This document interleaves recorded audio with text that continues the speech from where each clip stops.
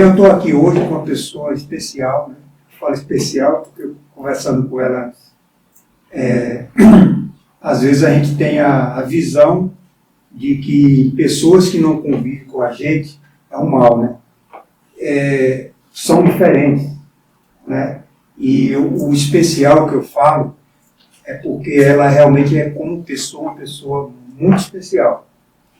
Mônica, xará da minha irmã mais velha, né, que é uma pessoa querida pela gente também, que eu vou trazer até ela aqui, para ser entrevistada também. Marapara, sobrenome, né? Indígena do povo Caixana, né? E aí eu queria saber de você, da onde você veio, como surgiu a Mônica em si. Eu estou muito feliz. Primeiro eu quero agradecer pelo convite de estar aqui. Nós que vamos alcançar aqui todo o território metropolitano, que quem sabe, né, a Bahia todo, o Brasil e até o mundo. Então estou muito, muito feliz mesmo. Eu amo Camaçari. Se nós pudéssemos escolher, se eu pudesse escolher, eu escolheria um lugar para nascer, seria Camaçari. Eu sou uma amazonense de alma baiana, né? Minha filha nasceu aqui em Camaçari, aqui no Hospital Geral, né? E também o meu filho, o Igor, ele teve a oportunidade de estudar aqui nas escolas de Camaçari. E é um território que eu gosto bastante, é a cidade de Camaçari. Mas não posso esquecer jamais, isso aí está bem nítido no meu dia a dia, é a minha ancestralidade, de onde eu vim, quem eu sou. Né? Eu sou filha de uma agricultora e de um pescador, onde meus pais não tiveram oportunidade de ir à escola, então, mas a minha mãe lutou com todas as forças para que nós pudéssemos estudar, se formar, ter dignidade de vida, ter condições, e essa guerreira que eu tenho, que é uma das minhas fortalezas, que me fortalece todos os dias prosseguir, é minha mãe. Então, minha mãe lutou bastante. Essa mulher indígena aqui nasceu no Rio Içá, uma comunidade, lá no interior do Amazonas. Não sou manauara, sou amazonense e sou içaense. As pessoas, quando a gente remete a falar do Amazonas, é que todos os amazonenses têm que ser manauara. Não sou manauara. Amo aquela capital, mas eu sou içaense. Sou lá de Santo Antônio do Içá, que faz fronteira com Peru e Colômbia. Então, eu sou de lá, essa é a minha raiz. E falar de mim é falar disso, de ancestralidade, de povos indígenas, de mulheres indígenas, de luta, de resistência. Essa é a minha identidade e essa sou eu. Eu luto todos os dias como qualquer outra mulher. Eu luto todos os dias para sobreviver, para ter dignidade de vida e para ser referência também para os meus filhos, principalmente para a minha filha e para os meus 2 filhos, que é o Igor e o Thiago. Então, essa sou eu. Você veio para a Bahia, né? Você saiu de lá, veio diretamente para a Bahia. Foi em que ano isso? Faz 15 anos que eu estou na Bahia. Faz 15 anos que eu tenho essa alma baiana. Faz 15 anos que a Bahia me encontrou. E eu escolhi a Bahia para viver, para criar meus filhos, para ter a minha filha. Meu maior sonho era ser mãe de uma menina. E a Amanda me deu esse presente e nasceu aqui na cidade de Camaçari. Então é uma camaçariense arretada. E eu vim para estudar, fazer um curso na UFBA. Então, eu sou formada em Gestão de Políticas Públicas pelo NEIM, que fica dentro da Universidade Federal da Bahia. E acabei ficando. Acabei ficando aqui em Camaçari, conhecendo pessoas, fazendo amizade. E Camaçari me abraçou com as minhas lutas, com a minha história. E a cidade foi muito acolhedora comigo. Aqui eu pude realizar meus sonhos, lutar. A Bahia, né, desde quando eu cheguei, foi uma universidade. Aqui eu floresci, aqui eu construí meu projeto político, aqui eu fui bem recebida, aqui eu pude lutar as minhas lutas. Você, mesmo com essa descoberta, essa realização de ter vindo para a Bahia, você ainda sente assim, saudade ou retorna lá de vez em quando? Amazonas, eu tenho paixão, porque lá vivem minhas maiores paixões, que são meu pai, minha mãe, meus irmãos e minhas sobrinhas. Estão lá. Graças a Deus, ainda me dá essa oportunidade de ter, de conviver, de viver experiências novas, de falar da Bahia para os meus irmãos, de colocar aquela esperança, né, de trazer eles para cá, de eles conviverem comigo. Mas eu sempre retorno, porque a gente tem que sempre retornar para a gente entender o nosso processo, quem nós somos, porque nós só conseguimos ser bons cidadãos se a gente volta e se a gente se reconhece. Então a gente precisa reconhecer de onde a gente veio para poder entender para onde a gente vai. Bacana. Com essa, vamos entrar um pouco na política, né? Agora que a gente já conhece você mais, né? O quadro de hoje, né? Você saiu candidata a deputada outras vezes? Quantas vezes? Eu saí em 2018. Até que vi olhando, eu vi que você tem voto em Camaçari. Isso. Saí em 2018, 2022 e estou retornando como pré-candidata a deputada federal agora, né, com mais maturidade, com mais experiência. Né? Hoje, eu tenho a honra de estar nos grandes times, que é o time de Lula, o time dos nossos senadores, que é o Jacques Wagner, Rui Costa e o nosso querido Otto Alencar, e o time do Jerônimo, com o nosso vice-governador Geraldinho, e o MDB. Sou MDBista, sempre fui MDBista, o MDB é onde eu tenho espaço, onde me dá um poder de decisão, onde eu posso lutar as minhas lutas, né? Eu tenho um grande respeito e consideração pelo nosso presidente de honra, Augusto Vieira Lima, o qual me abraçou quando eu era uma militante indígena, uma sonhadora, e ele sempre me coloca em grandes desafios, como em 2016, quando o partido me deu a oportunidade de assumir o subsistema do Ministério da Saúde em 2016, o Dissei Bahia, coordenava 10 cidades, 10 polos, 33 cidades. Então foi uma grande experiência e um grande respaldo no meu currículo, né? E em 2021, eu fui assessorar o nosso vice-governador. Na época ele era vereador da cidade de Salvador, o Geraldo Júnior, e em 2022 eu assumi o controle interno da Junta Comercial do Estado da Bahia. Então essa oportunidade, né, eu sou muito grata por essas experiências, por essa oportunidade, porque eu sempre falo que se a gente não tiver oportunidade, a gente não consegue alcançar os nossos objetivos, a gente não consegue fazer o nosso trabalho. A gente precisa sim ter voz, mas nós precisamos, enquanto agentes transformadores, ter o poder de decisão e ter esses espaços. Veja bem, a gente tem uma ideia, né, que eu lanço sempre aqui. Eu gosto mais de ouvir as pessoas, mas eu só vou colocar isso para que você fale seu pensamento, suas ideias. E qual é a sua relação com esses problemas? Por exemplo, a gente tem uma dificuldade de eleger mulheres aqui na Bahia, para deputado, vamos falar assim em termos de deputado assim. Porque se for falar aqui na Câmara, a gente tem umas vezes a Câmara de Vereadores de Camaçari, e quando é colocada, porque um prefeito, seja lá de qual lado ele foi lá e tirou um vereador, botou de secretário e recentemente, em abril, nós tivemos o ATL e o que passou, né, com o que foi tramitado no Congresso Nacional, que era o PL 490, e hoje se transformou nessa PEC 48 de 2023, que é discutido essa questão da demarcação do território indígena. Falar disso é muito difícil para nós povos indígenas, né? Porque nós estamos lutando por aquilo que é nosso ancestral, né? Já imaginou você estar na sua casa, alguém chegar lá e dizer, vamos sair da sua casa, do seu conforto, né? E retirar esses povos indígenas do seu território é uma brutalidade, é uma crueldade, né? De gente, que lá estão os anciões, lá estão as crianças, as mulheres, e para onde eles vão? E isso aconteceu a nível mundial, Estados Unidos, outros. em outros países, aconteceu essa invasão, né, vamos dizer assim, né? Foi uma invasão, né? Recentemente nós tivemos aqui no sul da Bahia, né,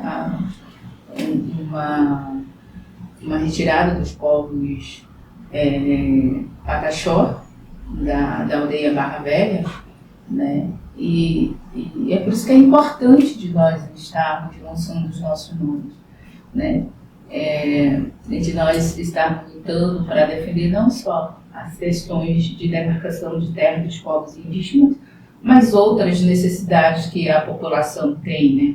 Como uma saúde de qualidade, educação de qualidade. E falar desses PL envolve tudo isso, né? De a gente manter a população indígena no seu território, de respeitar a qualidade, a forma de como eles querem viver, a especificidade de cada povo, né? De a gente respeitar aqueles que vieram antes de qualquer política, antes de qualquer lei. Então, antes de qualquer resquício humano, os povos indígenas, humano não, da sociedade, porque nós somos humanos. Nós somos seres humanos, nós somos cidadãos. Antes de qualquer coisa, nós já existíamos. Então, de falar de os direitos têm que ser iguais. Os direitos têm que ser iguais. E se eles querem preservar, que não tenha preservação dos seus territórios. Porque não ajuda só os povos indígenas, ajuda toda a humanidade. Mesmo porque essa divisão, ou essa garantia do espaço, o território nacional todo era indígena. É indígena. Mesmo com essa correção, né, ainda vai ficar uma boa parte com os invasores, né, que somos nós, né, vamos dizer assim. Né? As características, a especificidade do povo da Bahia é totalmente diferente do povo do Amazonas. Né? A gente está falando de aldeias que são aldeias e cidades, como o exemplo do sul da Bahia. Né? Então, as aldeias se tornaram cidades. E a gente precisa respeitar. É um povo forte, é um povo guerreiro, é um povo que ainda resiste com a sua cultura, mas são cidades desenvolvidas, né? Que precisa de uma saúde, de qualidade, de escolas de grande porte, de tudo para receber esse cidadão. Não é diferente de uma sociedade normal. Então, falar das características, da especificidade dos povos da Bahia é isso, né? O sul tem as suas características, o norte tem, o oeste também. Então, cada estado que você vai, eu morei em 7 estados. É diferente, parece que você está em outro país. Parece até exagero o que eu estou falando, mas é uma realidade. Eu tenho um irmão até que faleceu em 2020, Reomar, que era mais velho que eu, morava em Manaus, a esposa, os filhos dele, tudo morava lá, a esposa dele. E tem um irmão caçula que mora em Manaus também, que morava no Gama Sanitário e foi morar em Manaus. Então, a gente procura até entender mais como é que funciona as coisas lá. E conversando, ele era um cara que eu conversava todo dia, né? Então aí a gente vê os costumes, o sotaque dele mudou, ficou muito tempo lá já, né? Ele já tinha morando lá. E aí a gente vê uma coisa que tinha só para não esquecer, na Rede Globo, por exemplo, que tinha um programa que eu esqueci o nome da atriz, que fugiu na minha mente aqui agora, que ela fazia um programa falando do Nordeste. Mudou tudo na Globo, ou seja, tinha aqueles que não queriam esse tipo de... Porque, não sei se você percebeu que agora que mudou muito, mas o jornal era o mesmo sotaque, o dia todo, passando no Brasil todo, aquela influência de um sotaque único, né? E aí quando ela começou a fazer isso aí, começou a mostrar os tipos de som, por exemplo, se você chegar lá em Manaus e na região, é até diferente de lugar para lugar lá, né? O que aquela comunidade gosta, ouve mais no som, as danças, tudo diferente. Aí você sai de lá e de repente chega aqui em Minas Gerais, tudo diferente. A última vez que eu fui em Minas Gerais, a gente estava conversando com o pessoal, alimentação barata, né? Tudo isso você vê, e o tipo de comida, né? Uma coisa que é muito rica lá naquela região também, né? De Manaus. Manaus, é tudo diferente, né? O Brasil ele tem uma diversidade cultural gigante e o Nordeste não é diferente, né? A gente aqui na Bahia nós somos divididos pelos Norte, o Sul e o Oeste. Recentemente fomos em Serrinha. A gente vê o impacto cultural de Serrinha, Calungada, né? Aquele povo foi muito contagiante, né? Vivenciar culturas diferentes. A gente chegou em Santa Bárbara, a gente já sentiu mais, né? A gente vê a diversidade cultural em cada localidade. E a gente passou também por Feira de Santana, a gente vê mais a questão voltada mais para Cavalgada, a questão do vaqueiro. E o sul é mais voltado, né? Você percebe que o sul da Bahia é mais voltado para as culturas lá dos Pataxós. A gente vai para o norte, lá no final, em Rodelas, você vê também, né, a cidade que foi, o acervo cultural que a Bahia tem, né, daquela cidade que a água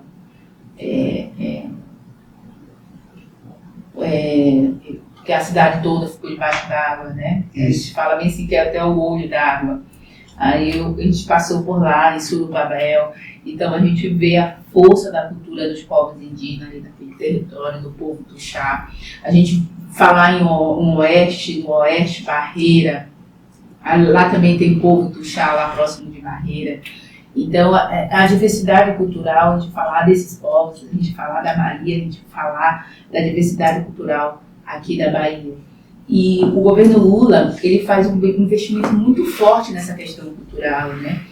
Agora a gente vê que, de fato, as políticas públicas culturais estão chegando nessa localidade, né? Principalmente com o fortalecimento da lei Aldir Blanc, que traz para a gente fazer esse resgate. Mas a gente precisa manter essas leis, né? A gente votando em nomes que defendem essas pautas, as políticas públicas voltadas à cultura. A gente tem a Lei Aldir Blanc que está chegando para aquele fazedor de cultura, para aquele agente cultural, de fato, que não tinha oportunidade. Mas a gente precisa muito avançar nessa questão de a gente deixar menos burocrático, porque muitas vezes o fazedor de cultura ele não vai ter condições de monitorar e acompanhar e nem fazer, porque é muito complicado. Então a gente precisa entender, conhecer e onde é tramitado, né? Foi uma luta e é um avanço muito para esse segmento cultural, né? Falar de todas as modalidades culturais. Hoje a política pública está chegando nessas localidades e a gente precisa avançar mais. Mas para que isso possa acontecer, a gente precisa votar em pessoas que entendam dessas pautas, das pautas culturais, entendam, que conhecem os fazedores de cultura, onde estão, de que forma, de como eles estão vivendo, qual tipo de indicadores eles estão alcançando e como a sociedade está recebendo, né, esses fazedores de cultura. Mas para que isso tem que ser discutido no Congresso Nacional. A gente precisa fortalecer muito mais esse segmento. A fiscalização, né? A fiscalização.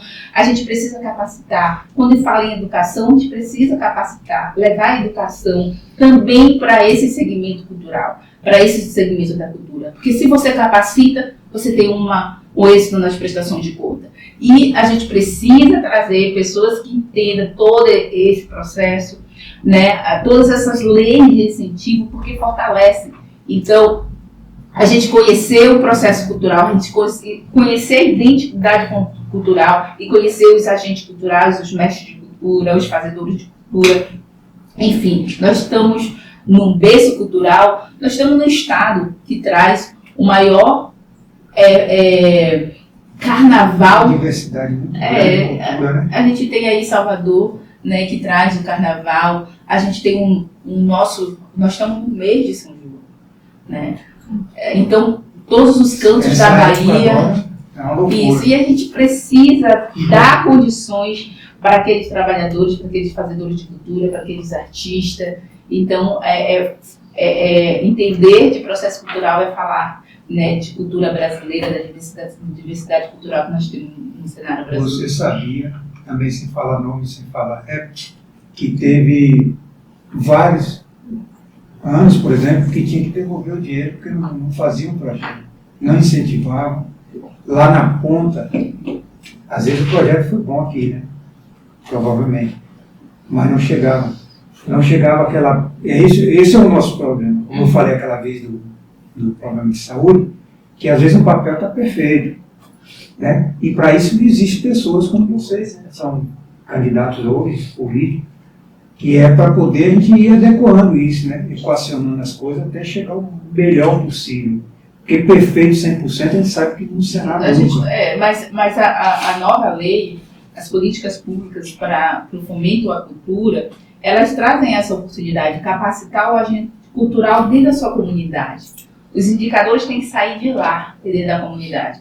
Então, entender, interpretar e levar pessoas para o Congresso Nacional para a gente fortalecer mais o investimento, porque falar de cultura é a gente falar de economia. Falar de cultura é a gente falar de resistência e de sobrevivência de um povo. Um povo sem cultura é um povo morto. Então, as pessoas que vão ocupar as novas cadeiras no Congresso Nacional, ela tem que entender como vive a sociedade. E a cultura é uma das nossas pautas primordial dentro do nosso projeto cultural. E a gente entender, porque eu vivo a cultura. Eu tenho uma raiz muito forte, a minha ancestralidade é muito forte, o meu povo ele é muito forte. O meu povo, ele traz a economia, o processo cultural, porque fazer o artesanato, fazer a apresentação de dança, trazer os cantos é você fazer a cultura. Mas de que forma nós vamos fazer essa cultura? Quem são as pessoas que vão receber esse recurso? A gente entender, falar sobre isso, entender, né, como são os editais e como essas políticas públicas vão chegar para aquele cidadão que é o fazedor de cultura, que tem a maior necessidade de receber esse recurso. Agora vamos lá. Depois eu vou falar o que você acha do jogo de hoje, né? Mas espera aí. Hoje eu queria falar uma coisa que surgiu ontem, né? Eu quero começar na política estadual, mas é uma coisa que ocorreu aqui, né? Tá na frente de todo mundo viu, todo mundo está sabendo dos detalhes, está aparecendo mais coisas de outros, de grupos de um lado, do outro, todo mundo se envolvendo, né? Muita gente envolvida. A gente tem que esperar também para ver o resultado, né? Que seja quem for, tem que ser dado o tempo para as defesas, para tudo isso. Mas eu queria saber a sua visão, né? Que você está num grupo político e de repente você vê uma coisa que a gente também não estava esperando. Tem um monte de gente e amigo, colega dele lá do Congresso, que já soltou na mídia que está surpreso, né? Que eu acho que é até precipitado o cara falar isso, que é como se ele estivesse confirmando que isso realmente está acontecendo, né? Ele tinha que dizer, não, eu estou surpreso por causa disso, que isso aí não cabe, tá dizendo. Mas eu queria que você falasse um pouco desse caso agora do Banco Márcia, né? Desse envolvimento que teve essa busca e apreensão ontem na casa Valseiro, na casa, né? E no pessoal ligado a Jacques Wagner. Eu sempre falo que eu faço parte do time do Lula, dos nossos senadores, Jacques Wagner, do nosso futuro, no nosso próximo, que é o Rui Costa e de Otto Alencar. Eu tenho a oportunidade de conviver ao lado deles, né, nos PGPs que nós realizamos em toda a Bahia. Ele é muito educado, então assim, conhecer ele de perto é entender, né, o que ele está passando, minha solidariedade ao nosso senador. E não foi diferente em outras eleições, né? Sempre trazem ele nessas situações, mas não cabe a Mônica Marapara, a pré-candidata, tomar opinião. Eu só estou falando que eu sou solidária a ele faz parte do meu grupo político, né? E eu acho que cabe à justiça. Porque você está me dizendo que você é daquela turma, né? Que mesmo independente de estar junto ou não, você prefere esperar para ver o resultado. Né? Já imaginou se a gente condena todo mundo que ainda não teve oportunidade de ser investigado, né, de ter uma decisão, já imaginou a gente condenar? Não é justo nem o cidadão. Então, que a justiça faça isso. Mas eu, enquanto uma cidadã, Mônica Marapara, pessoa que convive no mesmo espaço, né, sabe de como ele atua, eu só tenho que falar que eu sou solidária a ele, a toda a estrutura. O nosso galego vai ser sempre o nosso galego, né? Então, uma pessoa que é carismática, uma pessoa que ensina, uma pessoa que está ali, que nos apoia, que fala, que segura na nossa mão e fala bem assim, você tem capacidade, você representa um povo, você está aqui, esse aqui é teu espaço. Então, uma pessoa que já me fala assim, tem meu maior respeito. Então, eu sou solidária a tudo que está acontecendo, como eu citei. Não foi diferente em outras eleições. Todo mundo tem o direito de apontar, mas a gente tem que saber o que a gente está apontando. E ele, como cidadão, ele tem o direito, sim, de se defender e vai fazer a defesa. Inclusive, um dos advogados dele foi meu professor na faculdade. Um cara muito bom. Eu acho que isso é natural, seja quem for, tem direito. Eu lembro quando a gente estudou, a gente fez uma pesquisa e estava estudando um caso de um cidadão que foi acusado de ter abusado da filha. Você vê que acontece injustiça de todo jeito. Esse aí eu achei interessante, independente de ser homo ou o que for, mas eu achei interessante assim, foi acusado, a sociedade puniu ele, inclusive a justiça também, que é pior, né? E ele foi preso. Lá ele pegou AIDS, que é estuprado, parece tudo de ruim, né? Pegou AIDS, ficou cego e morreu. Aí depois descobre que... Ele era inocente. Por que a gente estudou esse caso? Aí um juiz chegou para gente, aí esse moço estava fazendo estágio, ele disse assim, sabe por que às vezes a justiça solta uma pessoa e a sociedade fica revoltada? Seja homem ou mulher, o que for, dá liberdade para ela responder, não está livre ainda. É porque a pior coisa que tem é você... É melhor para a justiça soltar 10 pessoas que é culpada do que prender um que é inocente. Eu nunca tinha pensado dessa forma, né? Então eu era daquela turma que fica indignada. A gente fica quando vê aí essas mortes de mulheres, do que está acontecendo aí. Você fica indignado, você não quer que isso aconteça.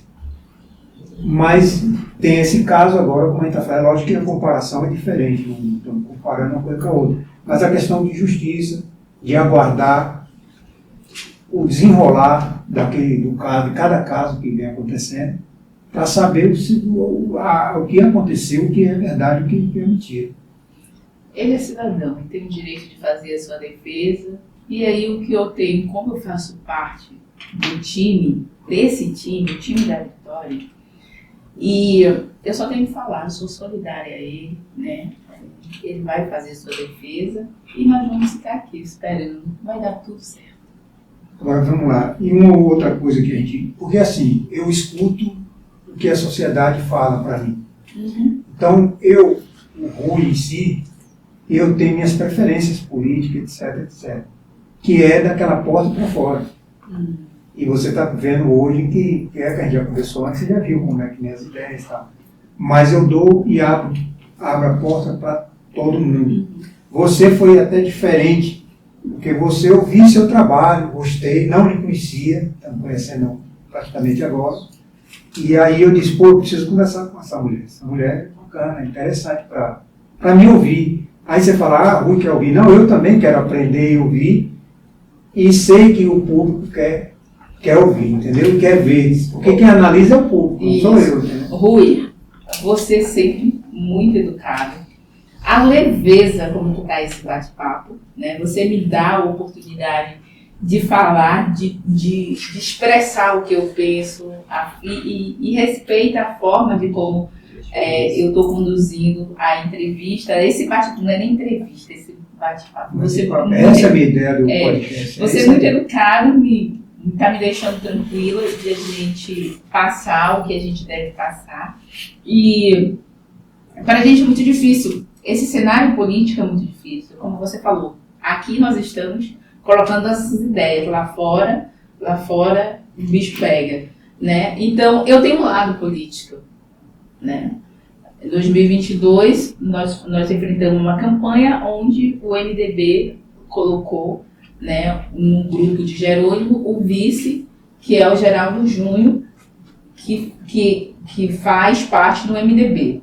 Agora não foi diferente, também permaneceu, e nós estamos nessa caminhada política, né? Então, eu sou do time do Jerônimo, de Geraldinho, eu sempre falo aqui também do Jaci Wagner, do Otto Alencar e nosso próximo senador, Rui Costa. Então, esse é meu time, e eu não posso esquecer também, né, de Carlinhos Sobral, que ele é uma pessoa muito atuante no norte da Bahia, e vai ser o nosso próximo deputado estadual, né, uma pessoa que tem que fez um trabalho na cidade, o qual ele foi prefeito, e eu tenho certeza, com a experiência, eu sempre falo assim, deputado, com a sua experiência, a gente tem certeza que nós vamos ser representados, né, e nós vamos ter uma cadeira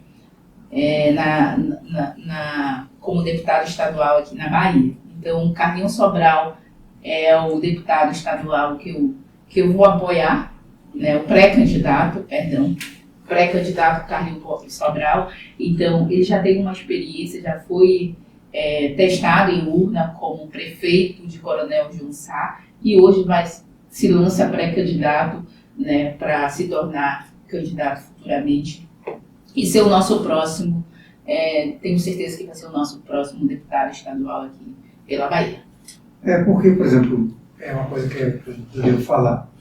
Eu, por exemplo, por aí tem gente que está assistindo que é contra o que você falou, com relação a Jaci Wagner, com relação ao governo, etc.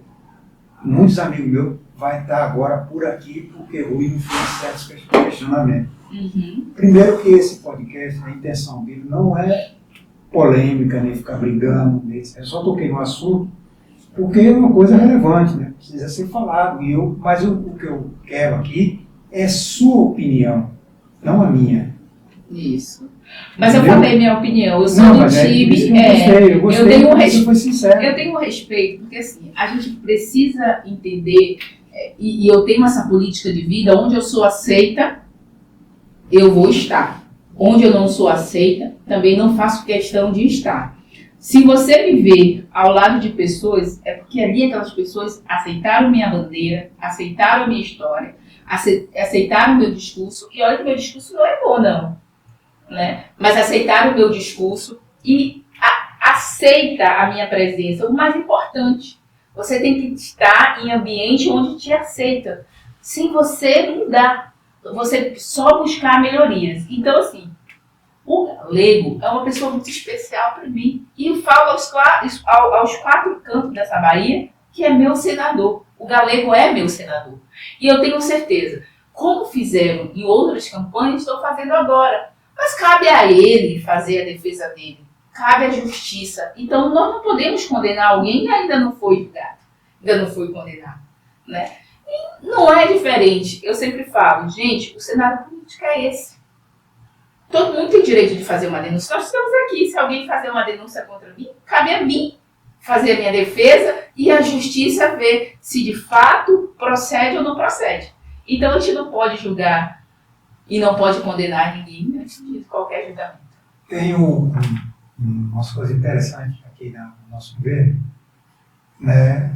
Vamos fazer uma relação aqui do nosso governo atual, governador, e que é um grupo, né? E o nosso prefeito.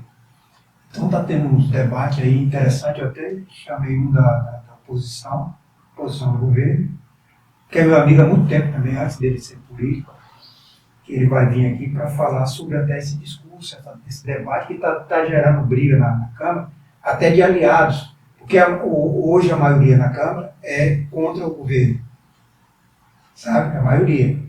Mas teve a votação agora, essa semana, e aprovou algumas coisas que precisava do consórcio e tal para a Policlínica de Camaçari, que estava tendo um impasse muito grande. A gente vê a ânsia e a preocupação, às vezes, de uma pessoa que está no poder de fazer mais política para a eleição do que para a comunidade em si, porque tudo é política, né? E aí eu de fora, só ouvindo todo mundo, eu percebi assim, o prefeito está tirando alguns médicos de alguma dessas essas UPAs que tem pela cidade para adiantar o processo da policlínica. Que é, quanto mais rápido, melhor. Né? E eu comentei aqui em um podcast anterior que eu perguntei se vai ficar minha dúvida, porque, por exemplo, a gente foi atendido lá muito bem, lá pela Policlínica de Simões Filho, e lá vem ônibus de tudo quanto é cidade. Que é o correto, não está dizendo que não está errado, não. E nem sou contra isso. Aí eu perguntei, tem uma pergunta que eu vi em alguns comentários aí na rede, sobre se vai ser atendimento só de Camaçari. Eu acredito que não, que vai ser no mesmo modelo do Simões Filho. Né? Era um outro problema que a gente tinha aqui no município, que nenhum prefeito quis colocar uma clínica da cidade. Porque você não pode proibir o cara de Dias Lavras de ser atendido aqui. Você não pode chegar para ele e dizer que você não vai ser atendido. Entendeu? Então, por exemplo, tem município aí que tem a sua clínica, mas fica super lotada porque vem de outros lugares. Eu acho interessante que é bem próximo de Simões Filho e Camaçari, já vai desafogar. Essa é a minha visão, eu estou entendendo. Mas teve uma briga muito grande aí, as pessoas vindo filmar aí, falando um monte de coisa. Né? Não sei se você sabe alguma coisa com relação a essa policlínica, qual é a sua visão? Eu vou falar em termo estadual. Nós, recentemente não, no mês de abril, nós fomos na cidade de Lauro de Freitas para assinatura, né, isso aí foi verba do novo PAC, da nova maternidade. A nova maternidade Lauro de Freitas vai atender todo o território metropolitano de Salvador, né, o atendimento. Então lá vai dar à luz de crianças de todo o território.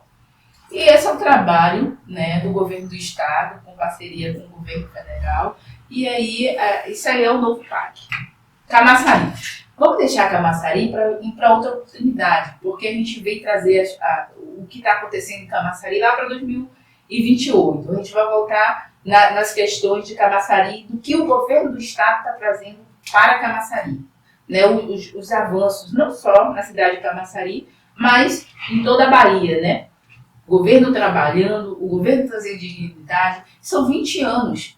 Lógico, a gente tem coisas que precisam ser melhoradas, mas a gente tem que entender o que o governo do estado está trazendo para essas cidades, para essas grandes metrópoles, né? Não falar da cidade de Salvador, mas falar de Lauro de Freitas, Camaçari, Simões Filhos e a cidade do território metropolitano de Salvador. Então, se a gente traz saúde para uma localidade, a gente vai trazer o quê? Qualidade de vida.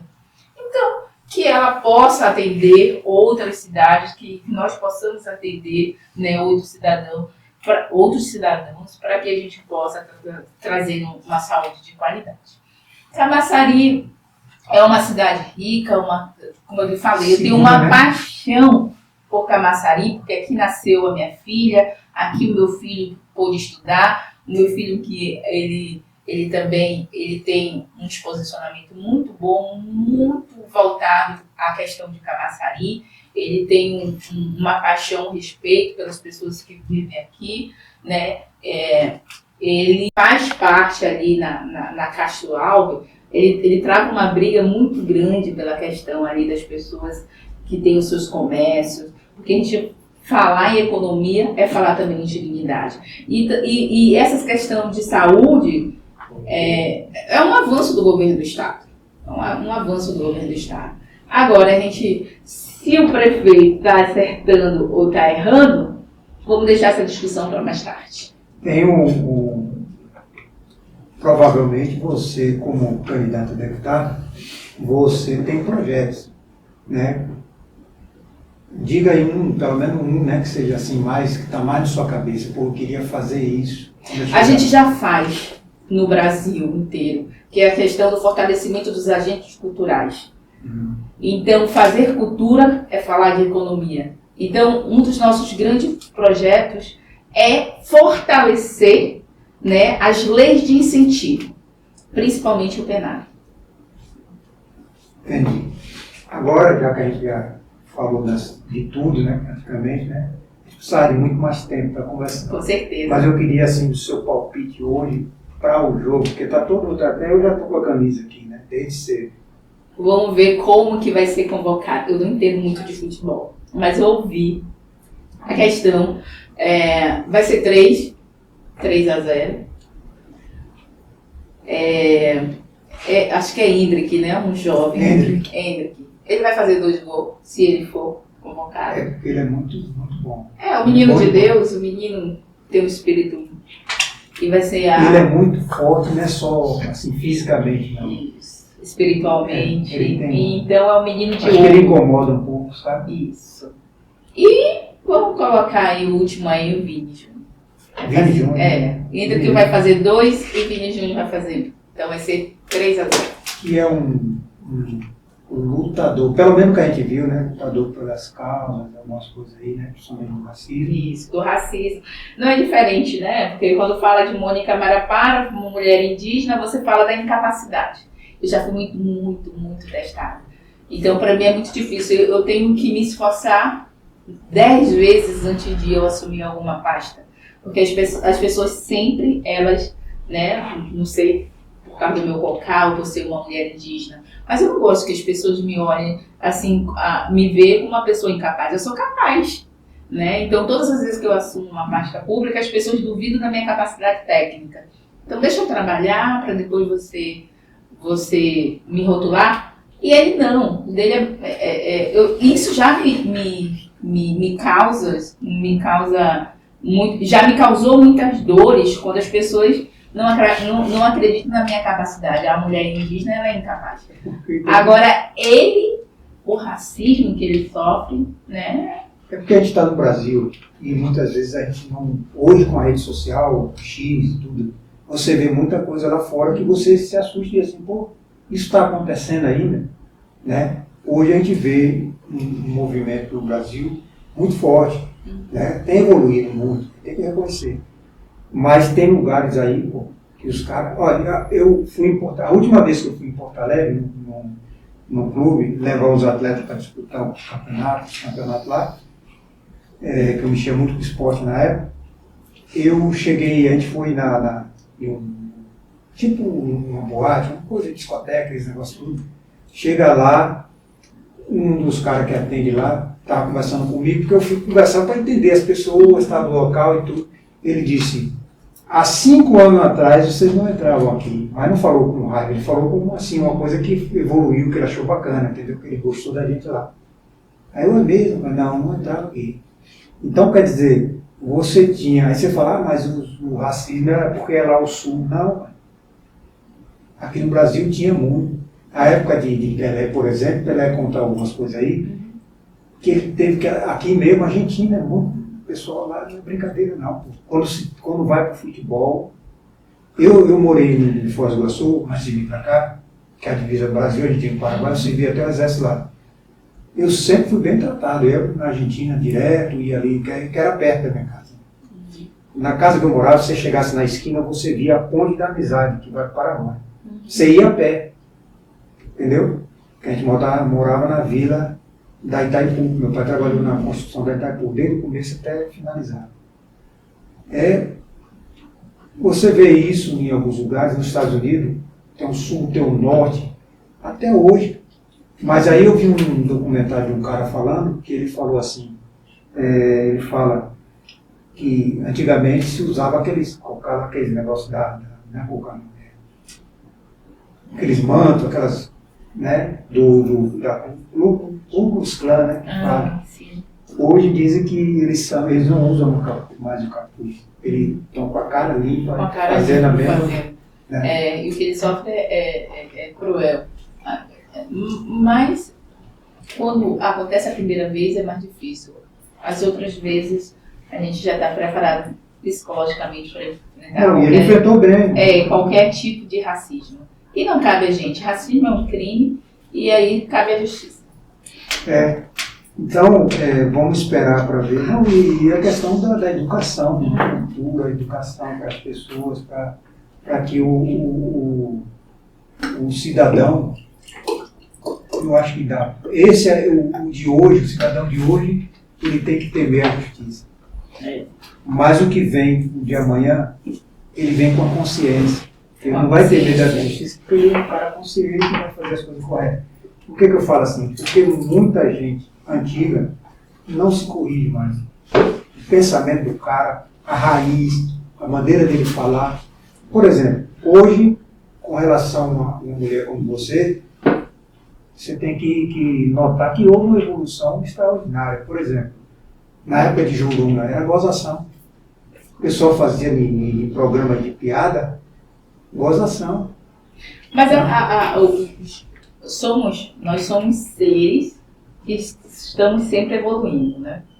Não diferente para nós não somos diferentes de nada. Nós somos cidadãos brasileiros com o mesmo direito, nós temos direito à educação, direito à saúde, à qualidade de vida, a ir para uma universidade, a colocar nossos filhos em boas escolas, participar de um Enem. Enfim, as políticas públicas que foram criadas no governo que a gente defende, no governo de Lula, então, que os nossos senadores também fortalecem. Então, todas as políticas públicas, eu usufruí, meus filhos usufruíram, meus netos vão usufruir, porque trouxeram coisas plausíveis, né? Então, assim, você se deparar com uma mulher indígena, essa mulher está em constante transformação. Não só na questão de educação, mas na questão de personalidade que ela acredita, mas sem esquecer as suas raízes, a sua ancestralidade. A gente precisa respeitar essas pessoas e não diferenciar. A gente não precisa ser diferenciado, né? Então, acho que as políticas públicas de fato chegam e que a gente entenda o real sentido daquela mulher que vive dentro da sociedade. Lógico, tem algumas diferenças daquelas que vivem dentro da comunidade, que a gente precisa respeitar a especificidade daquelas mulheres, daquele cidadão, né? Elas têm a necessidade de ter tudo diferenciado. Agora, uma mulher que já passou pela universidade, que está dentro da sociedade, eu não gosto de ser diferenciada. Eu gosto de ser tratada como cidadã e eu exijo que as pessoas me respeitem. Enquanto mulher, enquanto mãe, enquanto uma pessoa comum, né? Não é porque eu estou com um cocá que as pessoas têm que olhar para mim e tacar a mão na boca. Ou então, olha a Índia. Eu não sou índia, sou indígena. E as leis e as políticas públicas estão me fortalecendo, né? Porque a educação, ela está adentrando dentro das universidades para entender, para a sociedade ver uma pessoa, né? Eu sou diferente de nenhum cidadão, não tem diferença nenhuma. Quando você falou das minhas redes sociais, eu tenho o direito de tirar uma foto bonita, eu tenho o direito de usar aqueles aplicativos que me deixam com uma imagem mais aceitável, que a sociedade impõe. Eu tenho esse direito. Eu sou indígena, mas eu tenho o direito de usufruir toda a estrutura que uma sociedade vai me oferecer. Ou não. Ou não. Isso aí cabe. Por exemplo, você hoje está sem batom e está a mesma beleza que eu vejo na sua rede social. Estou vendo aqui. Não, mesmo, estou falando sério. A gente tem essa discussão muito forte dentro de casa, né? Eu tenho um filho que é quase um irmão. Então, às vezes, ele exige que eu esteja maquiada. Eu falei, mas às vezes eu não me sinto bem. Não, mas por exemplo, a minha esposa. Não é eu que impus isso para ela, é o jeito dela mesmo. Pode ver aí, é simples, simples mesmo. Entendeu? Às vezes, eu me preocupava, né? E as pessoas iam pensar de como Mônica Marapara está ou estava. Hoje não. Eu aprendi a falar não depois de muitas terapias. Eu sempre falo para o Igor, eu aprendi a falar não. Então, é o meu não. É como eu estou me sentindo. Se eu querer usar um batom, eu vou usar. Se não, não. Eu vou querer dar um espaço, vou querer estar. Se não, não. é meu não. E eu não tenho que agradar ninguém. As pessoas que têm que me respeitar e me aceitar da forma como eu quero estar e como eu sou. Então, eu não estou aqui para agradar em nenhuma sociedade. Estou aqui para falar que a Mônica Marapara está no cenário político e as pessoas precisam respeitar ela da forma que ela está, de colocar e não rir. Porque por onde te passa, ou as pessoas se assustam com uma mulher indígena, ou elas sorriem, fazem aquele deboche.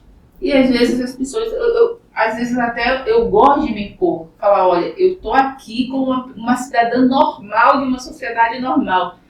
As minhas dores são as dores de milhares de mulheres brasileiras, milhares de mulheres baianas. Então, eu tenho necessidade de acordar cedo, eu tenho necessidade de trabalhar, eu tenho necessidade de cuidar dos meus filhos, agora cuidar de um cachorro. Imagina só, que me deram um neto. O meu neto é um cachorro. Eu tenho necessidade de cuidar do meu cachorro. Eu tenho necessidade de ir para uma academia. Eu tenho necessidade de comer todos os dias, de vestir. Então, não é diferente de qualquer mulher brasileira. Eu tenho necessidade disso. E hoje eu vejo que há uma grande necessidade dessa mulher comum, dessa mulher brasileira, dessa mulher indígena estar no cenário político. Eu tenho essa necessidade. Porque eu não vou só representar a Mônica Marapara. Quando eu me lanço pré-candidata, eu não me lanço só. Eu me lanço pelas mulheres indígenas, eu me lanço pelas mulheres negras, pelas mulheres da periférica, pelas mulheres trabalhadoras, pelas mulheres que fazem, pelas mulheres que gostam de estar discutindo, pelas mulheres que têm pauta. Então essa é a Mônica. A Mônica indígena é massa. A Mônica vai defender os povos indígenas, mesmo porque é a minha ancestralidade. Lá no meu Amazonas, aqui na minha Bahia, eu conheço a Zenólia de Pau-Brasil, que foi minha grande liderança, me ensinou bastante quando eu fui coordenadora do DICEI Bahia, e outras mulheres que me apoiaram. Mas também eu não posso tirar o direito daquelas pessoas que não me apoiaram.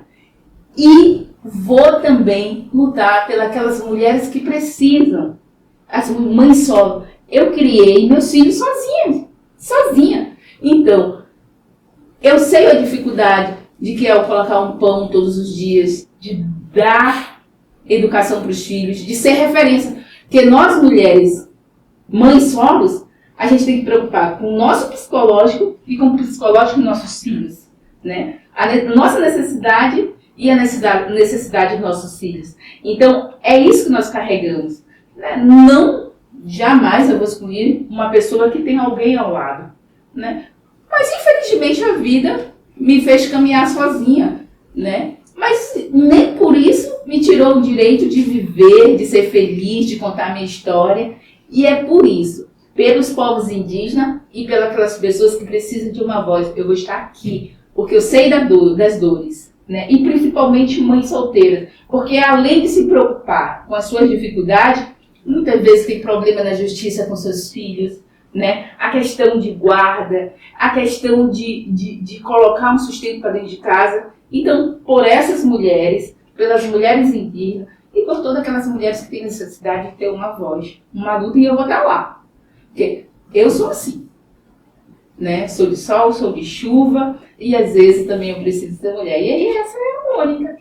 E é por isso que eu me lanço. Eu sou pré-candidata para isso. Para me defender aquilo que eu acredito. Bom, Mônica, eu vou me despedir de você, né? Minha esposa também deve estar sentindo, né? Porque gostou de você, eu vejo no olhar dela, é verdadeira. Né? E foi bacana conhecer seu filho, que eu pensei que era irmão. Né? A assessora, né? Catarina. Estou muito feliz com essa entrevista. Eu que estou. Você tirou. Eu falei, né? A gente. Assim, é uma honra estar aqui, me sentir em casa. A forma de como você começou, o que você tirou de mim, né? É isso mesmo. Eu estou aqui no meu lugar, Camaçari, a cidade que eu escolhi, a cidade onde tem meus amigos, né? A cidade onde eu tenho uma história. Então, são 15 anos de Camaçari, 15 anos de Bahia. Lógico que a gente tem que sair um pouco, né? Pela questão de oportunidade. né? Passei esses 4 anos no governo do estado, pela questão de logística, mas não deixei. Eu sempre estou ali, né, no Prédio Redondo, visitando a Dona Graça, ali no Camelódromo, ouvindo, né, as dificuldades, as dores. Camaçari é o meu lugar, é o lugar que me aceitou, é o lugar onde eu construí histórias, amizades, é o lugar que eu vou lutar. E é isso, a gente precisa criar identidade onde onde Deus nos planta. E Ele me plantou aqui em Camaçari, Ele me fez florescer. Uma mulher que veio lá de uma comunidade indígena, lá de Santo Antônio do Içá, e chegou aqui em Camaçari e floresceu, né? Então, assim, eu aprendi bastante. E aqui, nesse lugarzinho, nessa cidade querida, Camaçari é minha base, Camaçari é minha história também. Foi um prazer. Obrigada. Até a próxima.